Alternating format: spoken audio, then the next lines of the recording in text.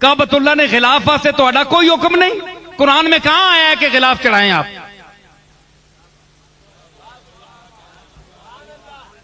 قرآن میں کوئی ہے کہ اپنے میت کو کفن پہنائیں آپ؟ پوانے ہونا مرنے تو بعد بندے کو نماز پڑھنی ہونی یا دفتر بھیجنا ہونا بولو نا, یا کوئی خطابت کرنی ہونی اس تلے جو تسی کپڑے پوا کے جو ساں بھیجنے ہو ننگا دب چھوڑو.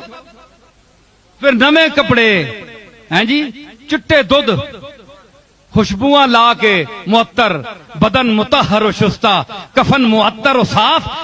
یہ اہتمام ہیں, تکلفات یہ ہیں خاک میں ملانے کے. کفن معطر و شستہ, بدن مطہر و صاف, تکلفات یہ ہیں خاک میں ملانے کے. ہیں جی بندیاں تکلفات عطر شطر لا کے مٹی تے دبنے نے ہیں جی. تے پھر کیوں پوانے ہو کفن؟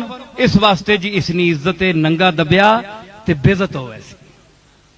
ننگا تساں نے کملی والے جس نے حدیثاں تسی نہیں مننے ہو منکرو اسی حکم دیتا ہے اساں لباس دیو ننگا نہ دبیو. تساں نے قرآن کچھ نہیں آکھیا کفن نے متعلق کہ میری دلیل پیش کرو. پورے قرآن میں بتاؤ کہ اللہ نے کہا ہے کہ کفن پہناؤ. تم اگر حدیث کا انکار کر